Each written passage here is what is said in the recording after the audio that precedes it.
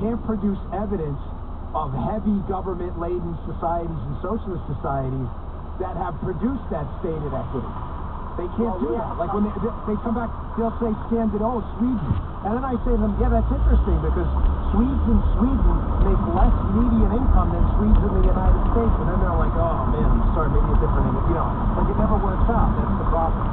Income is only one measure of happiness, right? I mean, what do you think is right? I'm a pretty happy guy, Dan. I'm making half. You are a happy guy. You are. And I acknowledge that. I will stipulate that point, that life is not about income and money, but that's not necessarily necessary. Well, I acknowledge I'm a happy guy, and I'm thinking, at least now, with all these kids you've got, half the money. I thought we were doing better before, but, when we first met, we really come up. God bless America, Dan. I'll pay for the steak next. I told you. I'll pay for the steak. All right, one more thing. I want to get to this, too. You've been generous with your time. I appreciate you coming on. The media, I'm going to talk about this on my Fox show, so definitely got to do that as well. How do you think they keep screwing stuff up? I mean, we've had these major stories. Now, we don't know the lab leak story to be absolutely true. I want to be clear, but the evidence is piling up that that is the most, right now, the most likely theory is the lab leak. How does the media keep getting these stories wrong? You had the Hunter Biden story, which regardless of your feelings about Joe Biden, the Hunter Biden computer story is real. There's an FBI case number. I read it on the air. The Spygate story. You can call it a hoax all you want. We know the name of the actual spy. I don't care what you call him, an undocumented, surveillance, whatever euphemism you use. It's real. We have the guy's name. He's not running from it. So we have Spygate, the Hunter story, the Wuhan lab leak, the collusion story, which was a total hoax.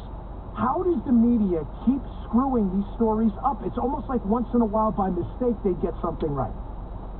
Well, in the media's defense, the lab leak was promoted by a guy who lied more than any other president in the history of this country. So it's important that people remember that gave it extra skepticism. I have said on the air, though, many times, that a lab leak is absolutely something we should be thinking about as something that may have happened with COVID-19. Not necessarily maliciously. Could have just been somebody, left the place with it on their clothes or contracted it accidentally within the lab and it got out.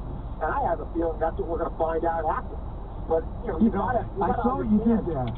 You slipped that Trump thing in there, but I'm sorry, I can't, I gotta stop. We gotta throw a, I have my penalty flag for the Fox. I do. If you're watching on Fox, holding 15 yards on the field. Chris, listen, number one, I'm not excusing anything, but all politicians say things that aren't true. But what I find interesting is the big stuff, and I just mentioned to you, Trump was right on all of them, and you managed to call him the liar. He was right on Spygate, right on collusion. He was right about China and hinting about this lab leak. He said it in a press conference. I played the audio, and people laughed at him. He was right about hydroxychloroquine. People made fun of him there, that there may be some benefits to it. They laughed at him for that. That's incredible. You just slid that little attack in there on him. Yeah, he was right on all of that stuff.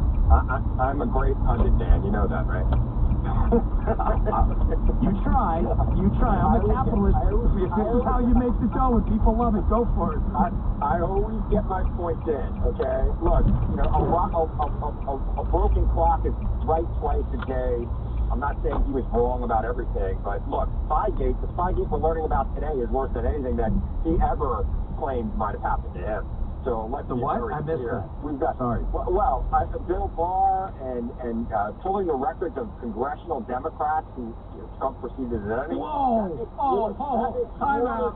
Look like a petty robbery, a shoplifting of a candy bar at 7-Eleven. Chris, I've never thrown two penalty flags in one segment. For those of you, again, watching on Fox, offsides. I don't even know the thing for offsides.